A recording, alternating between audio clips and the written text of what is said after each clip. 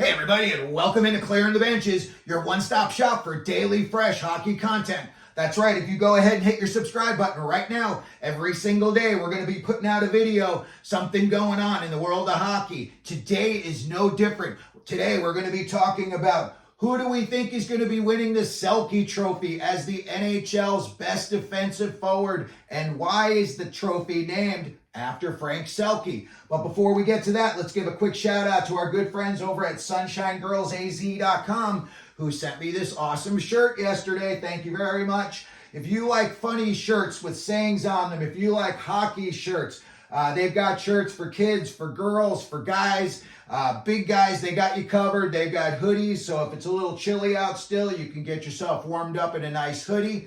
Check out sunshinegirlsaz.com, and when you decide to purchase something, put CTB10 in your code and you will get 10% off. Alrighty, let's get right into it. Who was Frank Selke? Frank Selke lived a long life, 1893 to 1985, and he was an NHL executive. In 1960, Selke was inducted into the NHL Hall of Fame. That's because he was a 9-time Stanley Cup winner, first with Toronto and later with Montreal. His story starts out 1929. He becomes the assistant to Conn Smythe, who was running things up in Toronto. And after 17 years, happens a lot in life, those two could not stand each other. So Selke decided to resign in 1946, and just 2 months later, he took over the rival Montreal Canadiens. Something else that Selke's known for besides the trophy is he was really big in the decision to spread out junior hockey all across Canada. At the time, it was really highly concentrated in Ontario, and he thought it would be a great idea and a great way to grow the sport to spread it all out, and obviously that's worked out. In 1978, the NHL decided that they were going to give out the Selke trophy to the best defensive forward. And the first 4 times, big, rugged Montreal Canadian winger Bob Gainey was the recipient. First 4 times.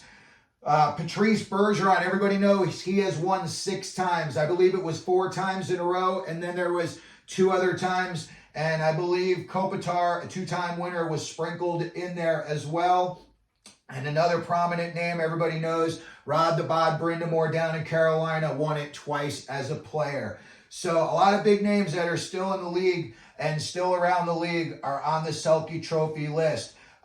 Let's get into this year's race. When you look at, the odds to win the Selke trophy, 3 names come up prominently in every list. And that's with good reason. These guys are all great defensive forwards. Alexander Barkov, Sam Reinhart, and Anze Kopitar. But there's also 2 major superstars that have better stats than these guys in a lot of categories that nobody's talking about. And today we're going to tell you who those 2 mystery men are. So before we get into it, I just want to let you know the 5 categories that I've broken down that I think really make and define who you are as a defensive player are face-off, how you do in the face-off circle. No better way than when they drop the puck, defending by you take the puck away from the other team from the start.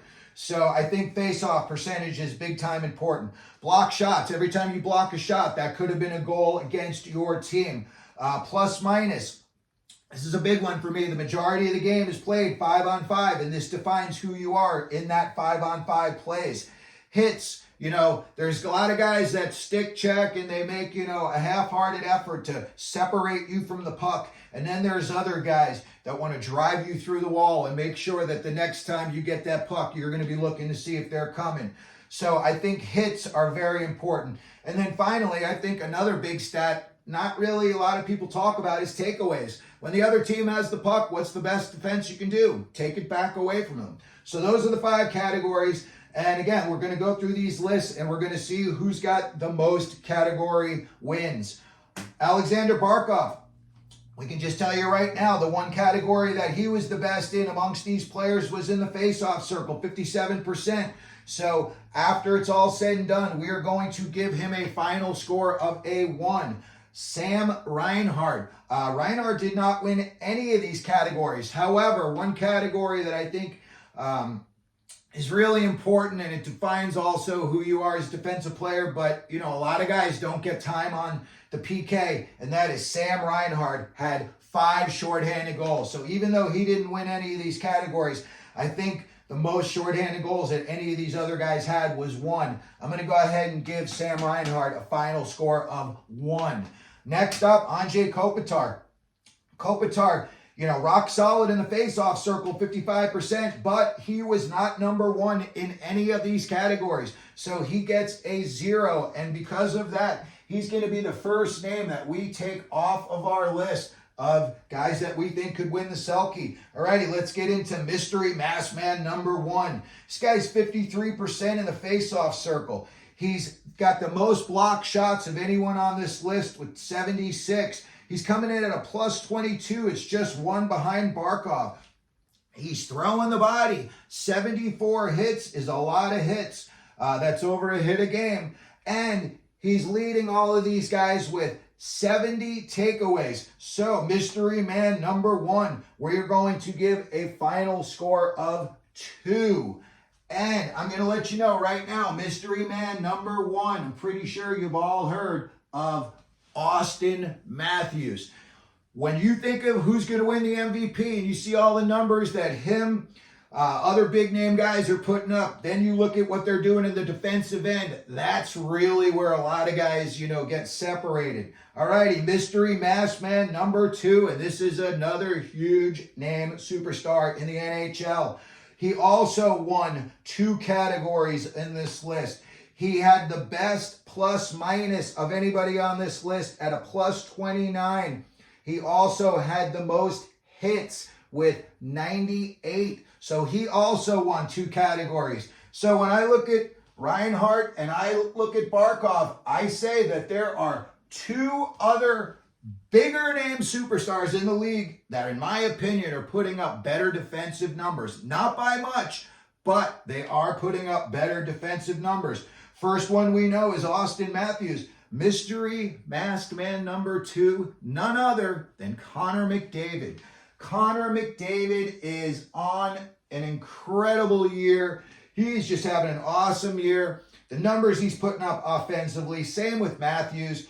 And again, you look at what McDavid's doing, you know, a plus 29, 98 hits. I think a lot of those probably came in the first 20 games of the year. He was so pissed off. He was laying the lumber and trying to drive everybody right out of the rink. And then he also had 60 takeaways. But when you look at him, Connor McDavid versus Auston Matthews, the one category and the difference, and it's of 2 percentage points. Auston Matthews has got a 53% to Connor McDavid's 51% in the face-off circle. So for the purposes of this video, that would give Auston Matthews 3 categories, to Connor McDavid's 2. So, you know, my opinion, Auston Matthews should be your Selke Trophy winner when they announce it in the award ceremonies. So that's it for my video. Let me know what you think, if you can, down in the comment section. If there's a guy on, you know, this list that you think is going to win, please let me know. And if there's maybe somebody that we didn't put on the list that you really think deserves consideration, put it in the comment section and we can talk about it. So that's going to be all. If you could, please hit the like button, the subscribe button, and as we always do here at Clearing the Benches, let them know you're out there.